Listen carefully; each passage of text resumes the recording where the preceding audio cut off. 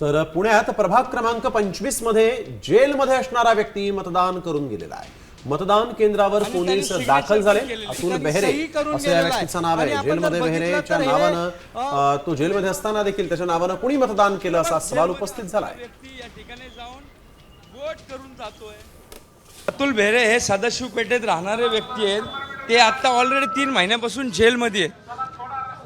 3 महिन्यापासून जेलमध्ये असणारा व्यक्ती या ठिकाणी जाऊन वोट करून जातोय। हे वोट टिक झालेलं आहे आणि त्यांनी सिग्नेचर पण केलेली आहे। तर अशा पद्धतीने जर गोष्टी होणार असतील तर मग कशाला निवडणुका घ्यायच्या ना। सही केलेलं पत्र पण आम्ही दाखवत आहे।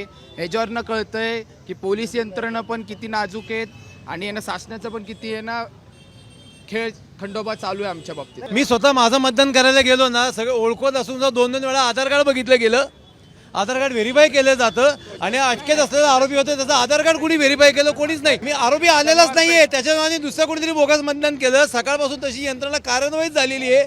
25 मध्ये प्रत्येक खोलीमध्ये असा गोष्टी करतात। तो गुन्हेगार जेलमध्ये आहे, आणि त्याचं वोटिंग होतं। तिथं गेल्यानंतर तिथल्या अधिकाऱ्यांना विचारलं जातं की आधार कार्ड तुम्ही चेक केलं नाही का? तर ते म्हणतात हे आमची कामं नाही आहेत।